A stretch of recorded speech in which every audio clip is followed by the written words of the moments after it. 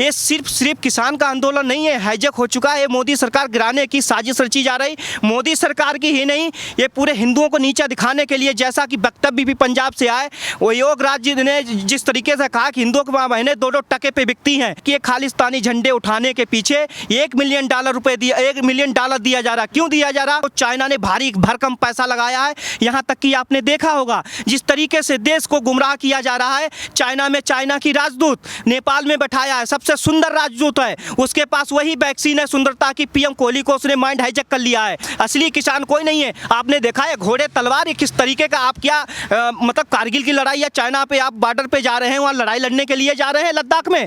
टमाटर, गेहूं, प्याज, धनिया, मिर्च से ऊपर बढ़ के राष्ट्रपात पे वोट दे दिया। इन लोगों के इसीलिए पेट में दर्द हो रहा है। साधारण नियम में भारत को किसी भी इंडियन कॉन्स्टिट्यूशन में भारत राष्ट्र घोषित करके नहीं किया गया। क्यों? हम हिंदू राष्ट्र हैं और चिल्ला के कहते हैं हिंदू राष्ट्र हैं। जिसे रोकना है रोक ले।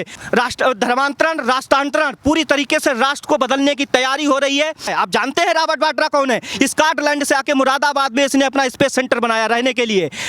वहां उसने बर्तनों की दुकान, स्क्रैप का काम किया। जब इसकी प्रियंका गांधी से शादी हुई, प्रियंका गांधी से, उसके बाद में इसके माँ, भाई, बहन सब गायब हो गए।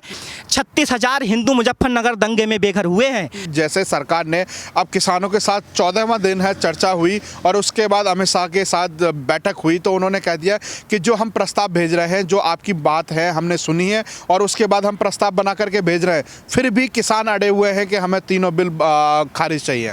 देखिए, किसान केवल पंजाब के अड़े हुए हैं, कहीं के किसान नहीं अड़े हुए हैं। किसान के पास इतना टाइम नहीं है। ये सीजन चल रहा है गन्ने की कटाई का। मध्य प्रदेश में जो आलू बोए भी जा रहे हैं, कुछ खोदे भी जा रहे हैं जो नदी के किनारे हैं। और अभी क्या है, अभी कुछ प्याज की बेड़ भी लगाई जा रही है। किसान के पास आप मानिए अगर पर्ची आती गन्ने की, लेबर इतनी जल्दी नहीं मिल पा रहे हैं, तो क्या है, अभी वो गन्ना की पर्ची अगर गई तो गन्ना सूख जाएगा। किसान के पास लोग कहते हैं मरने का टाइम, तो मरने का टाइम नहीं है। पहली बात तो ये रही, जो रोड पे हैं ये पार्टियों के लोग आ गए। आंदोलन हाईजैक पूरी तरीके से हो चुका है। इनके पीछे, इस आंदोलन के पीछे पार्टियां आ गई हैं। अब आपको हम बताएंगे इस पे। देखो, विदेशी ताकतें भी हैं, इंटरनल जो पावर जो लगी है, विपक्ष है, उनके मतलब कि ये एजेंट हैं। जिस तरीके से देखा जा रहा, किसान का कोई मुद्दा ही नहीं है। अब ये तो कपिल सिब्बल ने 4 दिसंबर 2012 को खुद ही उन्होंने कहा था कि एमएसपी जो है, मंडी समितियां हैं, इनके लिए, किसानों के लिए दूसरा रास्ता निकाला जाए। इनके लिए बिजनेस के लिए उनकी मजबूरी होती है कि एक ही जगह वो अनाज को बेच सकें। उसमें क्या है, वो मनमानी करते हैं। पंजाब में किसान 70% ऐसे किसान हैं जो BMW, मर्सिडीज चलते हैं कि वो आड़ती हैं, कमीशन खोर हैं। वहाँ पे किसान नीचे तबके का बहुत कम है, क्योंकि सरकार ने सबसे पहले वहाँ ही सबसे ज़्यादा बढ़ावा दिया। उसका कारण भी है केंद्र ने, जो कांग्रेस की केंद्र सरकार रही है। लेकिन भारत में ऐसे कई राज्य हैं जहाँ किसान आत्महत्या कर रहे हैं। अगर ये विपक्ष हंगामा कर रहा है तो अभी तक किसान गरीब क्यों है? किसान आत्महत्या क्यों कर रहा है? किसान भुखमरी से क्यों जूझ रहा है? किसान 200 जिले, भारत में 200 जिले सूखा से प्रभावित है, किसान को पानी क्यों नहीं मिल रहा है? आप गरीबी हटाओ का नारा दे रहे, किसान भुखमरी से मर रहा है। वो किसान आके यहाँ दिल्ली फुटपाथ में नौकरी करता है, उसके ऊपर आप लोग जैसे जो पैसे वाले लोग हैं गाड़ी चढ़ा देते हैं कि वो किसान, वो उन किसानों के साथ अगर इतना ही आपका अच्छा रवैया था तो फिर आप सत्ता से वार क्यों है? आपने केवल नारा दिया है और नारे से किसान का पेट नहीं भरता है। जब किसान खेत में काम करेगा तभी उसका पेट भरेगा। ये सिर्फ किसान का आंदोलन नहीं है, हाईजैक हो चुका है। मोदी सरकार गिराने की साजिश रची जा रही। मोदी सरकार की ही नहीं, ये पूरे हिंदुओं को नीचा दिखाने के लिए, जैसा कि वक्तव्य भी पंजाब से आए, वो योग राज्य ने जिस तरीके से कहा कि हिंदुओं की बहनें 2-2 टके पे बिकती हैं, इस तरीके जो भाषण हिंदुओं के लिए एक जहर भरा जा रहा है। और मोदी को केवल ये आंदोलन तो एक बहाना है। ये सिर्फ विदेशी ताकतें जो हैं मोदी जी को इसलिए हटाना चाहती। आपने देखा होगा कुछ दिन पहले जो अमेरिका में चुनाव हुए, ट्रंप एक सुपर पावर, अमेरिका वर्ल्ड का टॉपेस्ट कंट्री, जिस तरीके से वो चुनाव के लिए गिड़गिड़ा रहा कि मेरे साथ धांधली हुई, इसी तरीके से जो रेडिकल जो इस्लाम है ये पूरी तरीके से एंट्री नहीं कर पा रहा, ना ISI एंट्री कर पा रहे हैं। जो इंटरनल जो विदेशी ताकतें हैं उसमें ये जितने इस्लामिक स्टेट ऑर्गेनाइजेशन कंट्री हैं 57 ये मिले हुए हैं। पाकिस्तान, चाइना की फंडिंग आ रही ज़बरदस्त। कनाडा के भी लोग मिल गए हैं, यहाँ तक कि कनाडा के PM जस्टिन ट्रूडो, उन्होंने जिस तरीके से यहाँ भड़काया है इन लोगों को कि वो एक खालिस्तानी झंडे उठाने के पीछे $1 मिलियन दिया जा रहा। क्यों दिया जा रहा?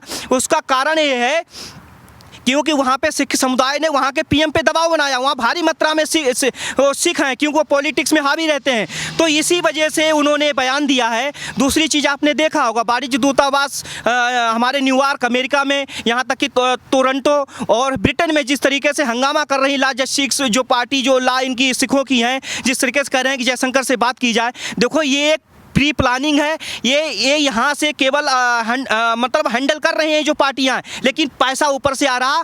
केवल ये कि यहाँ पे किसानों की बात नहीं, खालिस्तानियों की बात नहीं है, ये बाहर से मोदी सरकार को चाइना ने भारी भरकम पैसा लगाया है। यहाँ तक कि आपने देखा होगा जिस तरीके से देश को गुमराह किया जा रहा है। चाइना में चाइना की राजदूत नेपाल में बैठाया है, सबसे सुंदर राजदूत है, उसके पास वही वैक्सीन है सुंदरता की, पीएम कोहली को उसने माइंड हाईजैक कर लिया है। और नेपाल में जिस तरीके से लिपुले को काला पानी में जमीन कवर की गई है, कब्जा की गई है, नेपाल की जनता वहाँ पे रोड पे आ चुकी है। उसने कहा नहीं, हमें प्रजातंत्र नहीं, हमें राजतंत्र चाहिए, हमें हिंदू राष्ट्र चाहिए, हमें धर्मनिरपेक्ष हमारा राष्ट्र बना दिया गया, हमें नहीं चाहिए, क्योंकि वहाँ पे एवरेस्ट कब्जा कर लिया गया है।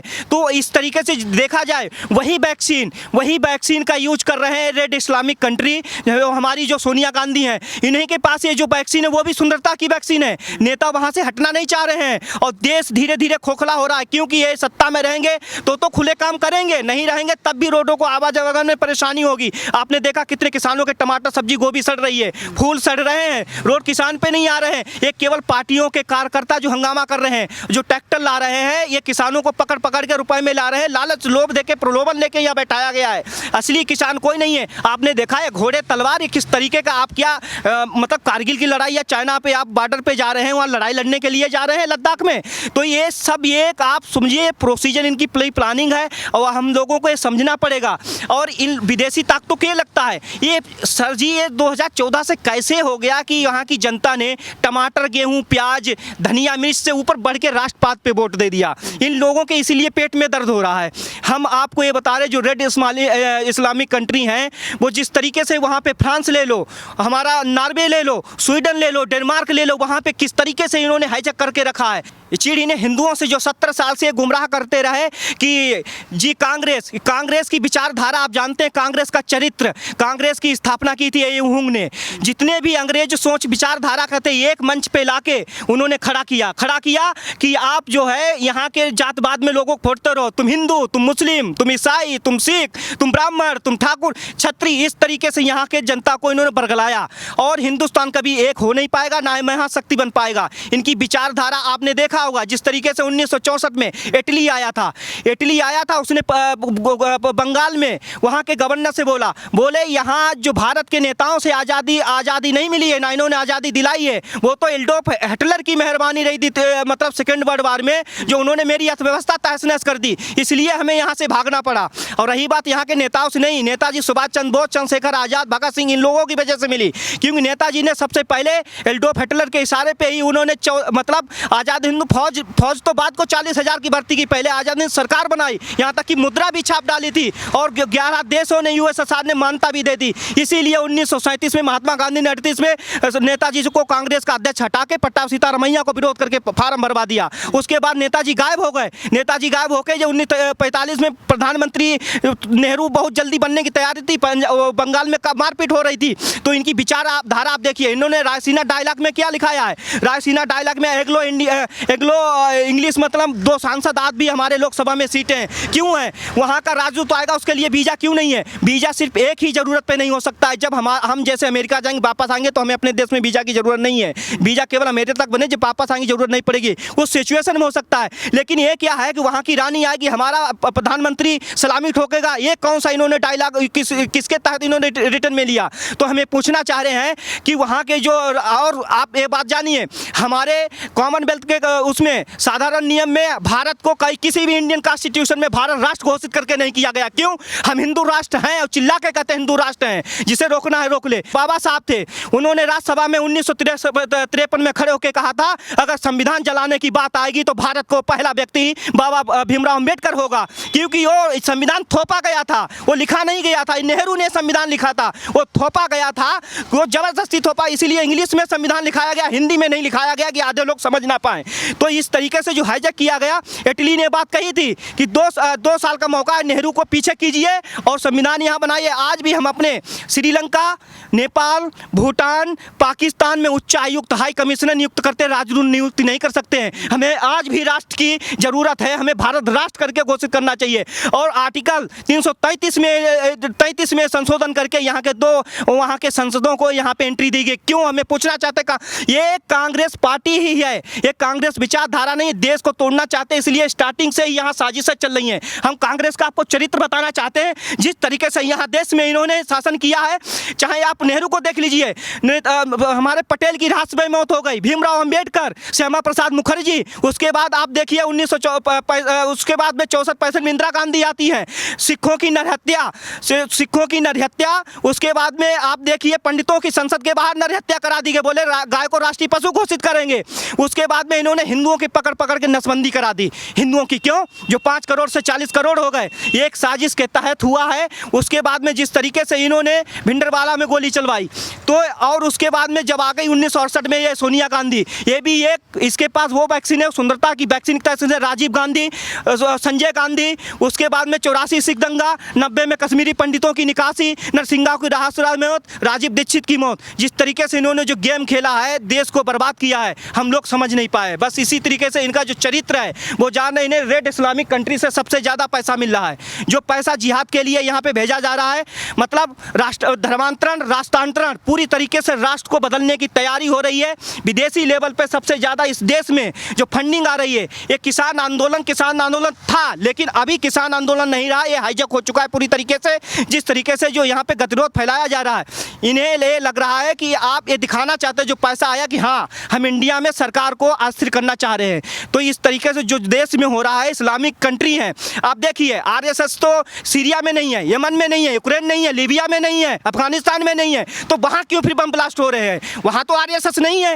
ये सिर्फ और सिर्फ IOIC इस्लामिक स्टेट ऑर्गेनाइजेशन एक केबल बर्ड को पूरा इस्लामिक बर्ड बनाना चाह रहे हैं। और इसीलिए चाइना पूरी तरीके से वहाँ पे दाढ़ी, मूछे, मस्जिदें जिस तरीके से ध्वस्त करा रही है, उसके खिलाफ कोई भी कंट्री मुंह से आवाज़ नहीं उठाता है। ना तो जेद्दा से आवाज़ सऊदी अरबिया से आती है, और यहाँ तक कि भारत वहाँ पर जो हमारे उइगर मुसलमान भाई हैं उनको अंडरग्राउंड किया। 3.5 लाख ट्रंप बार बार वो कमेंट करता रहा कि उनको बाहर निकालो जो आप अंडरग्राउंड किए हैं। उसके लिए मानवाधिकार कभी मुंह नहीं खोलता है। क्यों नहीं खोलता है मानवाधिकार मुंह? क्योंकि तिब्बत में जिस तरीके से ट्रंप को हटा के फेंका गया विदेशी ताकतें, उन्होंने तिब्बत को आज़ाद कराने के लिए प्रस्ताव रखा, दलाई लामा को बुलाया, वहाँ के प्रधानमंत्री को बुलाया, ताइवान का सपोर्ट किया। हांगकांग में 1957 में ब्रिटेन जो अधिपत्य दे के चला गया, उसके कानून का जो हिस्सा बनाया, उसको आज़ाद करने की प्रोसेस देखा। इसीलिए रेड इस्लामिक कंट्रियों ने, जिहादियों ने मिलकर ट्रंप को हटाने की पूरी कोशिश की।